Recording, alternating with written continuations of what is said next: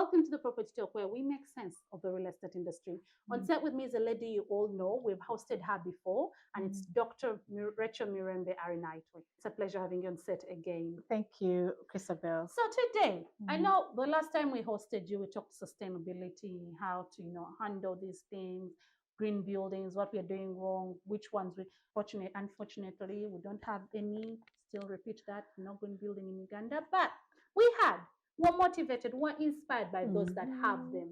I don't know if there's someone out there, genius, an architect out there who thought and said, scribbled notes and started. If you're out there, we need to know what you're working on. Today, I want us to look at the smallest of the details of Uganda's real estate, looking at where we have come from to where we are today. If you can just give us a brief history on our real estate from where we were to where today in terms of achievement. Thank you, Christabel, for inviting me back here. It's a pleasure. Happy to be here. As always, I'm Rachel Mirembe Arinaitwe. I'm a lecturer at Makerere University Business School and a real estate consultant. Where are we coming from as the real estate industry? We have been growing. We may not yet be there, but we've been growing. And when I talk about the real estate industry, I want to limit myself more to the business side. Real estate industry previously with the building, the engineers, the architects, the valuers, but we didn't always look at the business side. We're seeing the business side come up recently, interestingly. You remember the times of Kasulu, Property Masters? I think he's one of the people who opened us up to the business side of real estate. That's when we started to see people dividing plots of land and then selling them out. Oh, they realized there was profit here. So we have many land developers that have come up. We have building developers that have come up. In terms of achievement, I think that is very good for the industry because originally we had only national housing, but now we have so many developers, both land and building. Well, there may be issues also with the land and building developers, but at least we have them. You don't have to be stuck onto only one person. A few years ago, I think about 2005, we had very few banks here giving out mortgages. Very few. I think Housing Finance Bank. Yes, I think. It's the only one that I can remember when we back debt. That's true. The only bank that comes to mind is Housing Finance Bank. But trust me, how many do we have now? I think literally, if they don't have mortgages, then they have a real estate loan. You get it? Yeah, because I'm thinking Centenary Bank may not have mortgages, but it has real estate loans, which are actually helping. Housing and finance work hand in hand. If you don't have financing, then you will not have housing. So really one of the factors that has led to the development of this industry is the financing aspect. Many things have happened that we're seeing even the building styles change. I usually tell my students, the building styles have really changed. That's what I was waiting for you to hint on. The building styles have changed. I remember growing up, I used to see people have like 4 walls, like literally 4 walls, no design, no thinking, no extra, to see, does this work for me? Okay, they're building that, but this is people have nice houses. Ugandans have nice houses, That's true. They're coming up. You're seeing a lot of thought to it. Okay, they may not be green, but I like the fact that we're seeing a lot on the market. Even the developers, I've started seeing developers come up with very good products. About the durability of those houses, I don't know, but at least we're seeing some beauty. What would you have to say about our setup when it comes to our real estate in Uganda? You notice there's some places that are not demarcated. So this is residential, this is commercial, this is a school district, what do you have to say about that? I'm going to amaze you here. Our industry or our real estate is chaotic. Let me use that word. I agree with you. I keep telling people when I'm landing in different cities. Kigali alone, when you're settling to lower altitude, you're a myth.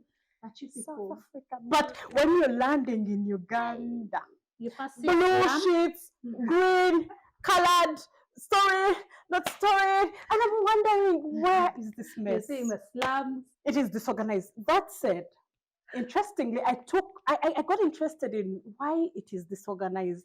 And I used to think, the British colonialists, when they were here, drew up very good master plans of all the cities that we have here, even Kampala. very good. Everything in real estate, we call it zoning, was zoned out. We're supposed to have residential places. We're supposed to have industrial spaces. We are supposed to have commercial centers. We're supposed to have even green spaces, which are no longer there. KCA tried. Jennifer Musi tried. She did her best. She tried. But tried. Look, as Amanda Paul said, Jennifer, she's making our lives hard. This is too much. Good. But today I sit back and say, we need Jennifer back. We need a Jennifer back in the you system. Lost her. Yeah, you get it. So the spaces were clearly demarcated. What happened along the way, I do not know. But we had very good master plans. We still actually have them. We still have them. I think the challenge that But where do you find these master plans? Because you see, like Kigali, access their master plan because it's open to the whole public. You can access the even master just plan. On the website. Yes. Even in Dubai, you can access the master plan for the whole town. Where do we access Uganda's master plan? Okay, Uganda is big. Where do we access Kampala's master plan? Like you said, those other cities and nations, you just go and say, City of Kigali. You go to the website and you will have a whole master plan and what they hope to have. In Uganda, I am not so sure. You get it? But even if they're there, the implementation is so different.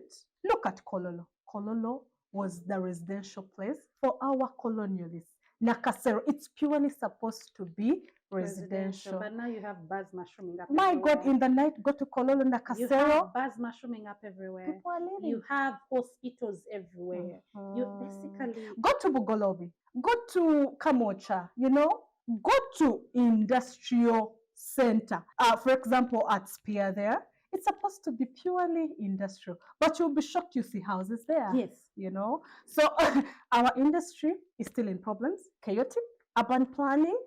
I'm not sure what the urban planners are doing. And I know they're doing something, but there's a lot to be done. Our airport is the one.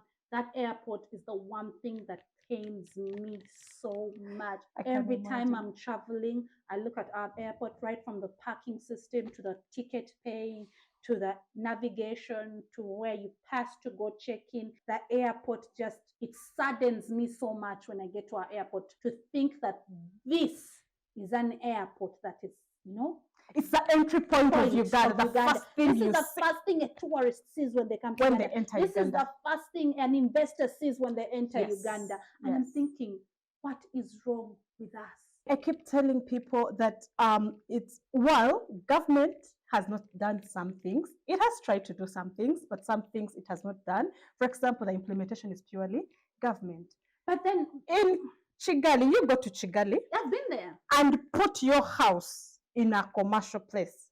Is that okay? It's residential place in a commercial zone. You'll be uprooted yourself by the authorities the next day. You get it? But here it slides. Here it slides. Here you can put your property anywhere. You can put your commercial building anywhere. It slides.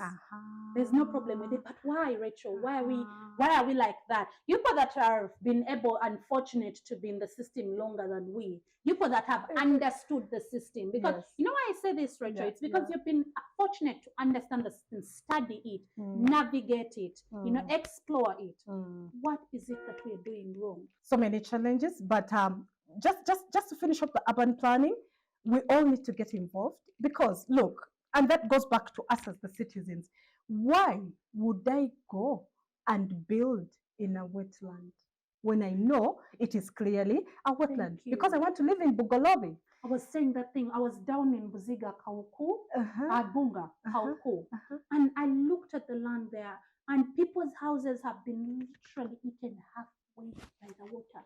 And I'm thinking, who in their right mind built such a beautiful property in a swamp? Because I want to be in Buziga. And someone was telling me, Madam, by the time they built that land was dry. I'm like, no, they fill it. No, I'm like, you can't say this land was dry. There were indicators that it was a swamp. And you know what? They passed NEMA test. They passed everything. So but how does NEMA approve you to build in a swamp? Christabel, that will be for another day. But I keep looking at myself as a patriotic person, as a person who loves nature. How do I go and build in the swamp? You know?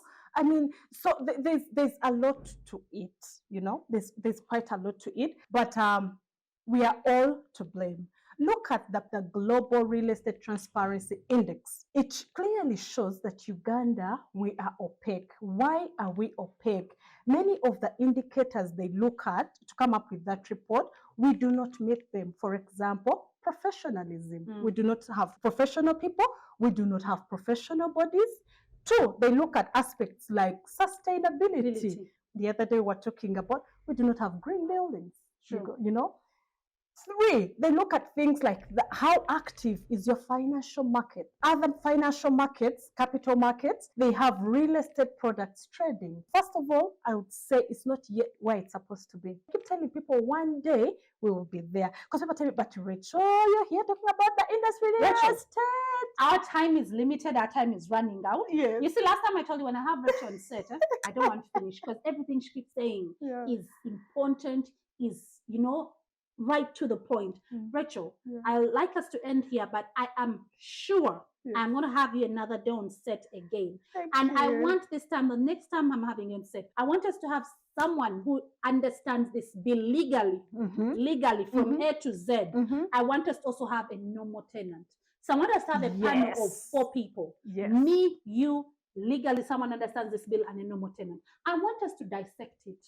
Section by section. Section by article section, by article by article, to the smallest bit of it. Thank So you. that someone out there can understand their rights. Exactly. The law supports them. Exactly. Because honestly, our real estate industry, if we do not understand it, Mhm. it's not taking us anywhere. I know. And it's going to you. be stagnant. Yes. And keep because I keep telling Ugandans, Mm. we trade agriculture. Do you know the gold mine you stayed on when it comes to Uganda's real estate? Do you know how much it contributes to the GDP? It contributes quite a lot. Now imagine if we made it better. Oh, Imagine if we gave it the life it needs, if we watered it. that's true. Where would we be? It would be further, more economic Rachel, it's a development. pleasure having you and said can't wait to host you again so that we can have this talk more Thank detailed. you. Thank you for hosting me. Thank you for our viewers.